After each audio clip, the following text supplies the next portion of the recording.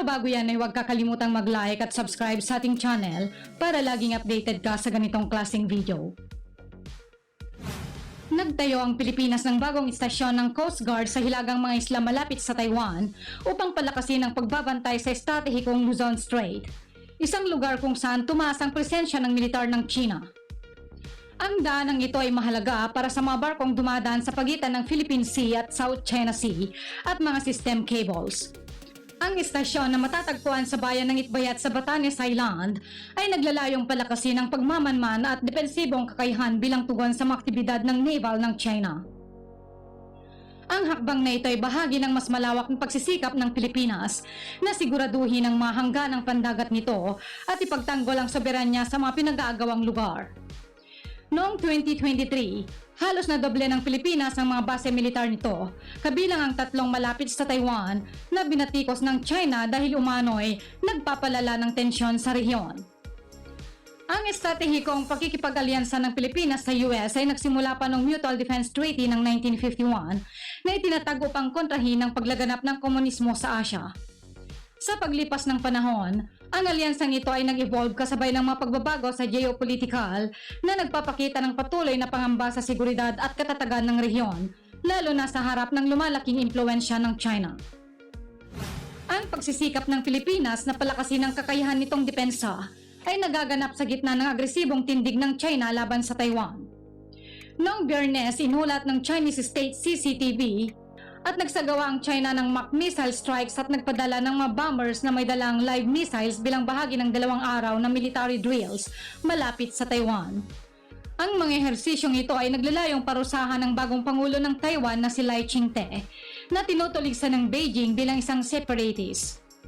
Sinabi ni Pangulong Lai ng kinabukasan ng Taiwan ay dapat pagpasyahan ng mga mamamayan nito, ngunit patuloy din niyang sinusulong ang dialogo sa China.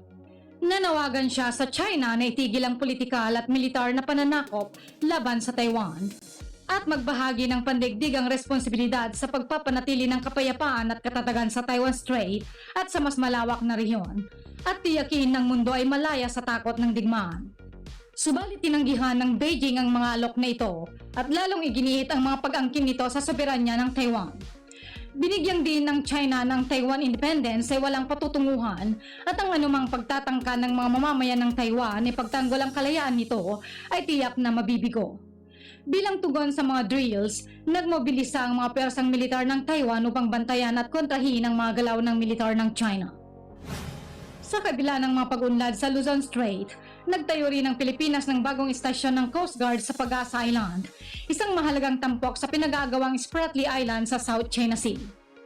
Pinapalakas nito ang kakayahan ng Pilipinas na subaybayan ang mga galaw ng mga barko at eroplano ng China sa rehiyon. Nitong taon, nakatuklas ang Philippine Coast Guard ng barkong pandigma ng China at maraming sasakyang milisya malapit sa T2 Island na nagpapakita ng patuloy na presensya ng pwersa ng China sa lugar at nagdudulot ng alitan sa rehiyon. Ang bagong 3 palapag na estasyon ng Coast Guard sa Pag-asa Island ay may makabagong teknolohiya tulad ng radar, automatic identification systems, satellite communication at coastal cameras. Malaki ang naitulong ng teknolohiyang ito sa pagpapahusay ng surveillance at monitoring operations ng Pilipinas sa South China Sea. Sa kanyang pagbisita sa isla, binatikos ni National Security Advisor Eduardo Año ang asal ng mga Chinese Coast Guard, PLA Navy at mga militias ng China at tinawag ang kanilang mga aksyon na hindi maasahan at hindi sumusunod sa mga international na batas. Inilarawan niya ang mga taktika ng China bilang bullying at illegal.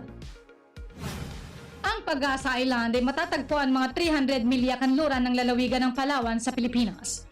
Itong pinakamalaki at pinaka-estratehikong outpost ng Pilipinas sa South China Sea na may humigit kumulang 200 residente. Ang South China Sea ay mahalagang maritime corridor kung saan higit $3 trillion na halaga ng mga kalakal ang dumadaan taon-taon.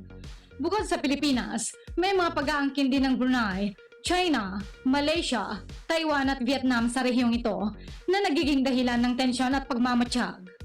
Ang pagtatayo ng bagong Coast Guard Station sa T2 Island ay nagpapakita ng determinasyon ng Pilipinas na ipagtanggol ang teritoryo ng bansa at palakasin ang kakayahan sa maritime security.